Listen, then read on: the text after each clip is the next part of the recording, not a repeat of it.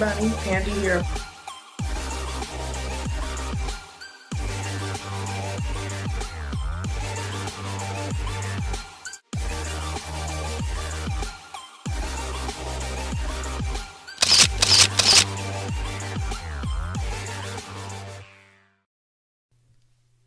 Hey everybody, Pandi here of Pandi's Hair Candy and more. If this is your first time stopping by my channel, welcome.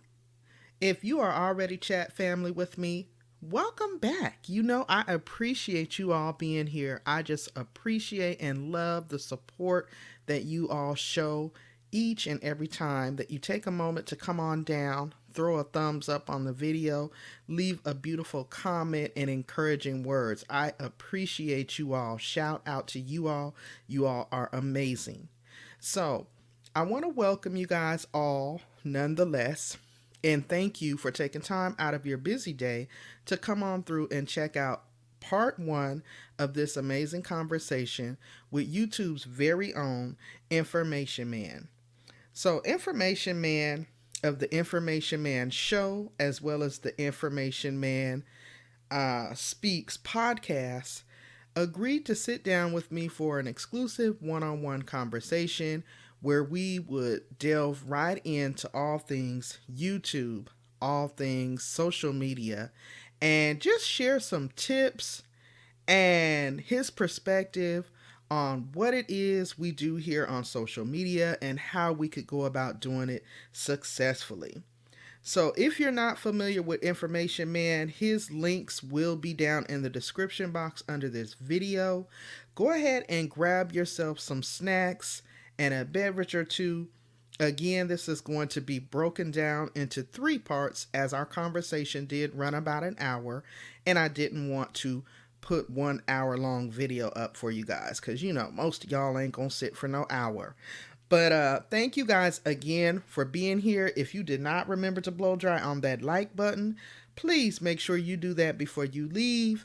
And if you enjoy this commentary and this interview, please go ahead and make sure you subscribe. It is free 99. All right. Until next time, guys, stay safe and stay encouraged. And I shall see you all in the next video. Peace.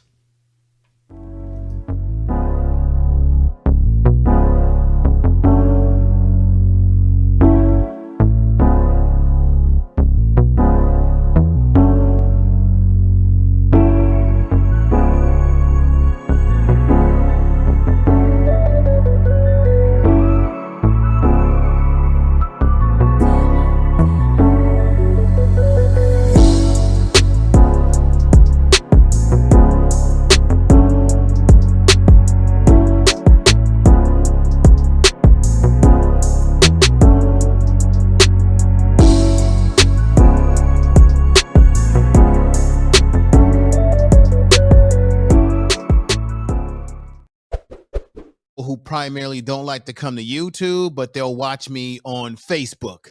So I've got an audience of people that are watching me behind the scenes on Facebook. So I would say that I do have an audience, but they're split between the medium that they choose to use and like to use. So I can say my audience is kind of scattered about, so a certain degree. Okay. But there's more people that are watching us than we actually realize. So true. I agree with that. And that is the reason why, for anybody who's doing YouTube specifically, why they're right. You have to be consistent. And you may at some point in time have to understand that you may have to tweak your content. You really need to get into the analytics. YouTube lays out a beautiful analytics that lets you know the age of your audience. Okay. In some cases, who's listening to you. And then from there, you can kind of tweak what you're doing that fits that age group or what people are want. You know, it's important to look at Google trending issues on Google because you see where traffic is being driven. It is important to maximize your social media and make a footprint there and sort of brand yourself. It takes baby steps. and then you keep marching forward and forward. I think what people should understand, or I hope they would understand, is that if you just got on YouTube maybe a year, 2 years ago, three, and you're becoming frustrated because you're saying, I'm not getting much traction, stop right there, because those are the years that are going to make or break you on YouTube. You sometimes may not find any traction until much later in your YouTube career versus in the beginning. And you should never judge yourself by somebody else. Well, this person's doing something similar to me and now they're popping off, but you don't know what's behind that person. They might be a part of a YouTube networking outfit. They might have a really hardcore Facebook or social media following that they had even before they came to YouTube, and they were able to bring those folks over. Or you may not know that that person was grinding for a number of years before they actually begin to pop off. It just works like that for different people. And the most important thing is that when you produce a viral video, the YouTube algorithms will push your content through to other people who didn't even know you existed. But it just takes maybe 1, 2, 3 breakthrough videos. But you have to have the patience to push forward. And then I'm gonna say right again, you might have to consider, what areas of my content do I need to tweak that maybe it may not be jiving with people. You know what I'm saying? Hmm. That makes a lot of sense. And that actually goes along with some of the questions that I have for you here. Oh, okay. So, Well, I'm sorry. I mean, you excellent, right on time. Because I wanted to ask you, because I feel like, I've had the opportunity to become acquainted with your channel for what, Hmm. maybe about 2 years now. About 2 years, And three, maybe. Yes. yeah, almost three. It's been a Hmm. blessing. I feel like I've learned so much. Oh, thank you. I'm grateful that you actually take time out to, in addition to the excellent content and broadcast that you put out, but you actually take time to kind of talk to the smaller YouTubers and kind of talk Hmm. to us about equipment and, setup and branding and that kind of thing so that we can step our game up. So, Hmm. with that being said, I just wanted to ask a couple of questions like, how long have you been on YouTube? Well, I've actually been on YouTube since maybe 2012, but this is the catcher. Maybe 2012, 2011. I wasn't a content creator. So I had a YouTube count like a lot of people begin, because I'm watching other content creators that I enjoy. So maybe from Hmm. that point on, I didn't do anything. And then I was only a casual viewer of YouTube. Then Right. maybe I think in 2015, early 2016, I decided to create a channel. So in some ways, I'm gonna be honest with you, I haven't really been a content creator for a long time in the truest sense of like someone who's been on the platform since the very beginning, because I was watching, not a creator. So Right. you can make the argument that my channel, if I keep improving and going forward, it could only probably grow more. And that's what I mean by saying sometimes people want the fast reward and they're not willing to do the baby steps to get there. There's a lot of large YouTubers that tell you all the time that when they started out, they didn't have the best equipment, best view, best visuals, any of that kind of stuff. They just used their camera phones and they just hit record and boom. And then they realized, oh, that was terrible. And then they basically improved what they were doing. So Right. I recommend people, this is what I did. You look at people who are at the best of what they're doing. Get your P's and your Q's from people who are actually at the peak of it and they're giving you tips. And it's not so much that you want to copy off of them completely, but you want to see what they're doing and see how can I do what they're doing, but do it so that it's my brand, that I tweak it in a way that it fits me and it comes out authentic. Whether, oh, Right. she's just copying or he's just copying off of someone. But you got to look Right. at the other successful YouTubers and look at what they do. This is where some of us fail. Believe it or not, a good presentation, good mic, good camera lighting, all these different things, that alone will catch people's attention. Because if people are watching you, they want to be aesthetically pleased by what they're looking at. Not just Right. you, but the whole scenery. If you got a grainy background, you've got junk hanging in the background. There's a guy that I know, I tried to help him, but he really didn't take to some of my tips. I'm not going to name names. He was doing videos where he was in a dark room, gritty room, and it looked like something out of a monster movie. I got to be honest. And I kept telling him, you got to get out of that room, man, because people don't want to look at that. That's kind of creepy, right? And I kept telling him, where your videos actually do better is when you do the ones where you use your cell phone and you're walking out and about from work and you're just talking, because you're out Right. in the streets and people like that. When I looked at People his do. numbers, he got more views on those videos than the views that he was doing on videos inside of a room late at night that didn't look too aesthetically pleasing. I kept trying to tell him that. And unfortunately, he didn't make any adjustments and his channel just didn't go anywhere. Wow. Yeah, it can definitely make the difference. And you definitely got to take a look at them analytics and see what's being, what's successful for you. So I Yes. agree. I Yeah, agree with you that. have to you have to dig into, they give you everything that you need to be successful. You have to dig into it. And then what I tell people, or what I've learned is, if you may not have a lot of money to buy all the fancy dancy equipment. Look, I'm talking through this mic, right? And I had some recording issues a week ago. My machine broke on me. I didn't have this mic, so I didn't have this dynamic mic. So I stuck in, because all of my XR mics, I couldn't use them because I needed my mix board, but it wasn't working. So I plugged in a USB cord condenser mic, right? And I Hmm. rocked with it because it was what I had to use.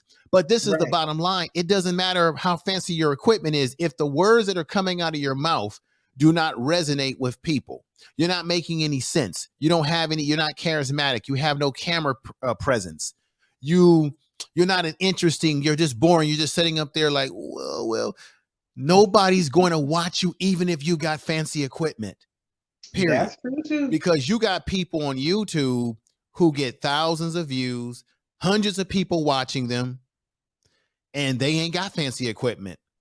So But true. people are buying into their personality, and what they have to say is resonating with them. That's good that you said that because it is a whole package. It's a package. Right. It's like, am I able to relate with this person? Is what they're saying, relatable? And the background is up to par. That's just an added bonus, the nice equipment and everything. So all of that is true. I agree. Most Again, the reason definitely. why we're happy to have you here today. Oh, thank you.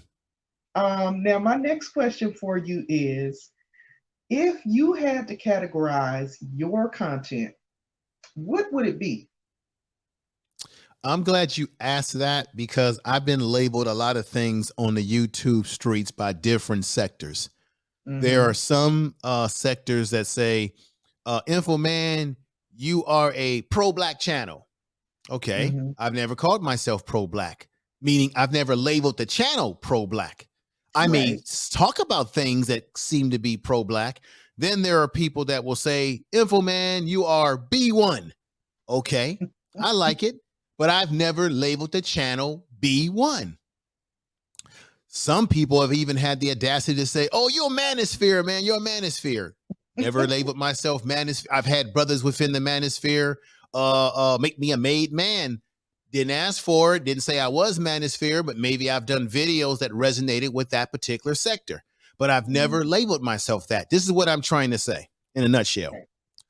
I never came into the YouTube street saying, this is my brand. My brand is the information man. What does that brand mean? That means that I encompass all things.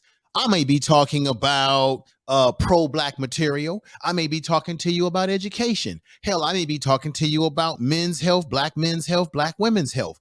I may be talking to you about history. I got a brother coming on with me this weekend, Chief X. We're going to be talking about Egypt, Black Egypt, or was Egypt not necessarily black as we think it is? So, and that's going to be a polarizing issue. I could be talking about something like the R. Kelly situation, right? Very Right. polarizing, or polite, or whoever. Um, and the next thing you know, I might be doing a video about health and the virus and how do you protect yourself. I might be doing a video about relationships and social media and how that impacts our relationships. So over on my channel, you're gonna get so much variety. I don't want to be put in a box. You see, Panza, Right. I don't want to be put in a box. Just I want to. You can't be all things to everybody, but I want my channel to be a place that when you come over here, you know, wow, Info Man could be talking about anything today. So he's not a one trick pony. Exactly. And I You don't are want to be a definitely one not. trick pony. I don't want to just be labeled as he's just this. No, you. I want to be. I don't. Yeah, I want to be able to expand my horizons. That's so true. I feel like you are definitely not a one trick pony. And I feel like your channel name says it all. I mean, it's about the information. You Mm-hmm. know, telling where it's going to come from and what it's going to be about. And it's constantly fresh, it's constantly current, it's cutting edge. So I Mm-hmm. don't think you would go into any one Well, particular box at I all. think the reason why sometimes I'm put into that box or people see me that way because to be honest with you, a lot of my content does lean towards a African American or a black audience, or I'm resonating with that audience. And to be honest with you, that was primarily the audience that I wanted to reach out for because I had something to say to my people. And I think it's important for us to have truth speakers, whether it be women or men. We need to be truth speakers. So that's, I think my channel is more, if you want to label it, the true label is that it's a truth speaking channel. And that's why I often say that. And that's very important. Probably by next year, at some point in time, I'm going to venture into a new channel that I'm going to be creating. That will be a fun channel, less politically polarizing. That will be more of a channel that anybody, no matter what race you are, creed, or what have you, or sex, you will enjoy. It'll be more of a vlog channel, more of a city traveling channel that will speak to everybody. And that's a channel that could potentially gain more subscribership because I'm not talking something polarizing. Right. Well, that sounds amazing. I'm sure that'll do well. Well, I'm I'm sure doing a that'll do lot of my well. research right now. That's another thing I want to give out as a tip to people. And there was a mistake that I made. A lot of times people rush into launching a YouTube channel and turning the camera on. I think what people should do, in my opinion, but I've heard people on YouTube who give you the influencers on YouTube who give you advice on how to build your channel. They Hmm. have said do your research before you launch your channel. Figure out your channel name, figure out your channel art, do some research on YouTube and off of YouTube and look at the analytics of how does this particular niche or channel operate. So if you do all your research, and then what you also want to consider doing is do your pre marketing for the channel. You kind of want to give people a little surprise, right? So Right. that's what I want to do with this next channel that I'm going to create is not make the mistakes that I've made even on my first channel where you rush into it and now you're learning through because when I first started my channel, I was making a lot of mistakes and learning as go along, and that's good because you learn from that. But I think Right. if I would have took the time to learn everything I need to learn first before launching the channel, I think my channel would be even better off than where it is now because I really didn't understand YouTube. I didn't understand tagging. How do you properly tag? I didn't understand properly titling, right? Hmm. Properly researching the topics that you're going for, understanding where the audience is on YouTube and what they like to listen to or watch.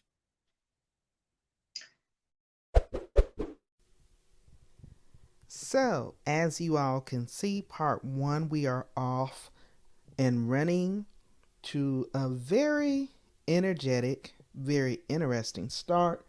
The conversation is progressing. We're getting more into the tips and just really getting a feel for who the content creator is behind the Information Man show. So, this again is part one. The conversation did run a bit long, so this is why I'm breaking down this conversation slash interview into three parts. I would hope that you would continue to join me as each part of this conversation premieres. I will be back next week with part two, and then the following week with part three.